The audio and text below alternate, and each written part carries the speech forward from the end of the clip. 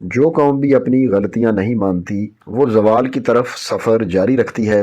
آفاقی اور ابدی اصول ہے کہ جو قوم اپنی غلطیاں مانتی اور ان غلطیوں کی اصلاح کرتی ہے وہ ترقی کے راستے پر گامزن ہو جاتی ہے۔ تزادستان میں غلطیوں پر غلطیاں ہوئیں، مگر ہم ان غلطیوں کو مان کر اپنی اصلاح کرنے کو تیار نہیں۔ اس لیے ایک غلطی کے بعد دوسری غلطی دہرائی جا رہی ہے۔ بین الاقوامی طور پر صدیوں کے ارتقائی عمل سے کچھ اصول وضع ہوئے ہیں۔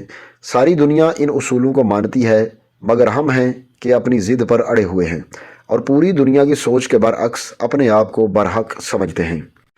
ہماری 76 سالہ غلطیاں ہی ہماری آستین کے سانپ ہیں جو بار بار ہمیں ڈستے رہے ہیں، مگر ہم ہر ڈنک کی نئی توجیہ اور تشریح پیش کر کے اپنی غلط سوچ کے سنپولوں اور بچھوؤں کو پھر اپنی انا کا دودھ پلانا شروع کر دیتے ہیں۔ ملالہ یوسفزئی کی مثال لے لیں۔ وہ خواتین کی تعلیم کا استعارہ بنی۔ اس نے مذہبی انتہا پسندی کے خلاف مزاحمت کا علم بلند کیا۔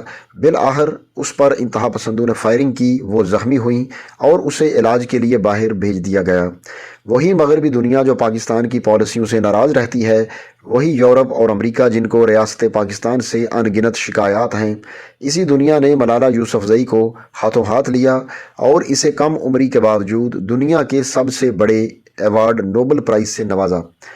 اصولاً تو تزادستان اور اس کے لوگوں کے لیے یہ بات باعث فخر ہونی چاہیے، مگر ہماری جھوٹی سازشی تھیوریوں نے اسے مغرب کا ایجنٹ بتا کر اسے مسترد کرنا شروع کر دیا۔ ایک ریٹائرڈ افسر نے مجھے اعتماد میں لیتے ہوئے بتایا کہ مغربی دنیا ایک سازش کے تحت ملالہ کو اٹھا رہی ہے۔ میں نے حیران ہو کر پوچھا کہ وہ سازش کیا ہے؟ اس نے یقین بھرے لہجہ میں کہا کہ اسے ایجنٹ بنا کر وہ بینظیر بھٹو کی طرح پاکستان کی وزیر اعظم بنوانا چاہتے ہیں۔ میں اپنا کہا نہ روک سکا اور کہا کہ پہلے ان کے ایجنٹوں کی کون سی کمی ہے؟ یہاں پالے پوسے ایجنٹ کافی تعداد میں موجود ہیں، انہیں ملالہ کو پالنے پوسنے کی کیا ضرورت ہے؟ ہماری سازشی کہانیاں ہمیں بعید از عقل سوچنے پر مجبور کرتی ہیں اور یوں ہم نے ساری دنیا کو اپنا دشمن سمجھ رکھا ہے۔ ہمارا خیال ہے کہ مغرب کو دنیا میں کوئی کام نہیں سوائے اس کے کہ وہ پاکستان کے خلاف سازشیں کرتا رہے۔ امریکی صدر بل کلنٹن اور براک اوباما دونوں پاکستان سے محبت رکھتے تھے۔ کلنٹن نے جنوبی ایشیا کے دورے کے دوران پاکستانیوں کو اپنی نشری تقریر میں مشورہ دیا تھا کہ مذہبی انتہا پسندی سے آپ کو نقصان ہوگا۔ ہم نے اس مشورے کو بھی سازش سمجھا، اسے بھارتی اور صہیونی پروپیگنڈے سے متاثر قرار دیا، لیکن کلنٹن کی ایک ایک بات سچ ثابت ہوئی۔ اسی انتہا پسندی کے اژدہے نے جب ہمیں زیر کرنا شروع کیا، ہزاروں پاکستانی اس لڑائی میں شہید ہوئے، تب جا کر ہمیں ان سے جنگ کرنا پڑی جو آج تک جاری ہے۔ کیا ہمیں یہ غلطی تسلیم نہیں کرنی چاہیے کہ کلنٹن درست تھا اور ہم اور ہماری ریاست غلط تھی؟ صدر اوباما بھی ہمیں یہی سمجھاتے رہے کہ طالبان کی مدد نہ کرو، مگر ہم اڑے رہے۔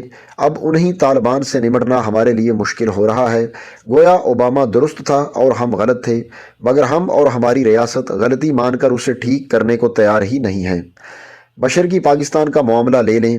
ہم نے مشرقی پاکستان کی اکثریت کو ظلم، محرومیوں اور حقارت سے ہمکنار رکھا۔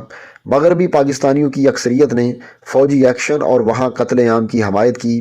آج بھی اگر کوئی اس غلطی کی نشاندہی کرے تو اسے غدار قرار دیا جاتا ہے۔ ہمارے ذہنوں کی یہی غلطی ہماری اصلاح کے راستے میں رکاوٹ ہے۔ مارشل لاء کے نفاذ پر مٹھائیاں بھی ہم ہی بانٹتے رہے ہیں۔ ایوب خان آیا تو ہر کسی نے اسے مسیحا قرار دیا۔ یحییٰ خان کو مرد مومن تک کے خطاب دیے گئے۔ جنرل ضیاء الحق تو خلیفہ کے درجے تک پہنچ گئے۔ جنرل مشرف روشن خیالی اور کرپٹ سیاستدانوں کا قلع کما کرنے میں استعارہ بن گئے۔ کیا مارشل لاء کی حمایت کرنا بہت بڑی غلطی نہیں تھی؟ وہ جج، سیاستدان اور بیوروکریٹس جو ان آمروں کا ساتھ دیتے رہے، کیا انہوں نے اپنی ان پہاڑ ایسی غلطیوں کا اعتراف کیا ہے؟ کیا کبھی قوم سے معافی مانگی ہے؟ عمر ایوب، اعجاز الحق، اسد عمر اور محمد زبیر بڑے فخر سے سیاست کرتے ہیں، حالانکہ ان کے والدوں نے اسی سیاست پر بلڈوزر چلایا تھا۔ کیا انہیں اہل وطن اور اہل سیاست سے اپنے بڑوں کے کیے کی معافی نہیں مانگنی چاہیے؟ ہم نے آج تک کسی منتخب وزیر اعظم کو اپنی مدت مکمل نہیں کرنے دی، کبھی مقتدرہ، کبھی عدلیہ اور کبھی دوسرے سیاستدان کسی حکومت کو اپنے اہداف مکمل ہی نہیں کرنے دیتے۔ یہ بہت بڑی غلطی ہے۔ بھارت میں جمہوری عمل جاری رہا، اسی وجہ سے وہاں جمہوریت بھی ہے اور معاشی استحکام بھی۔ ہم جلد باز ہیں، صبر نہیں کرتے، ہر لیڈر سے جلدی تنگ آ جاتے ہیں، اس کے خلاف ہو جاتے ہیں اور یوں کوئی بھی اپنا سیاسی ایجنڈا مکمل نہیں کر پاتا۔ اس غلطی کا مداوع یہی ہے کہ ہر منتخب حکومت کو، چاہے وہ ہمیں ناپسند ہی کیوں نہ ہو، اپنی مدت مکمل کرنی چاہیے۔ پاپولر سیاسی رہنماؤں سے ہمارا سلوک بہت ہی برا رہا ہے۔ بھٹو پاپولر لیڈر تھے، انہیں فوج اور عدلیہ نے مل کر پھانسی چڑھا دیا۔ بے نظیر بھٹو کو سرے عام قتل کر دیا گیا اور ریاست کو توفیق نہ ہوئی کہ وہ اس مقبول لیڈر کی مناسب حفاظت کر سکیں۔ نواز شریف، آصف زرداری، یوسف رضا گیلانی اور اب عمران خان سب کو جیلوں میں بند رکھا گیا۔ بھارت میں ہر سابق وزیر اعظم کو پروٹوکول اور سیکیورٹی ملتی ہے، دارالحکومت کے ریڈ زون میں گھر ملتا ہے اور تزادستان میں ہر وزیر اعظم کو جیل کی ہوا ضرور کھانی پڑتی ہے۔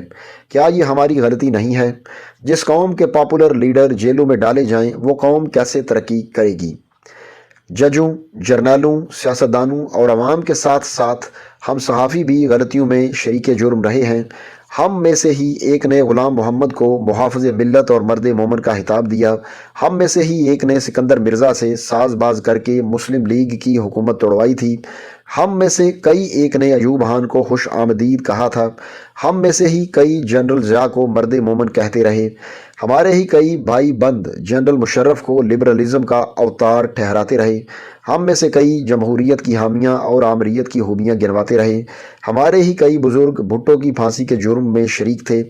ہمارے ہی کئی صحافی بے نظیر بھٹو کے قتل کا الزام طالبان کی بجائے اداروں پر لگاتے رہے کہ طالبان کو معصوم ثابت کر سکیں۔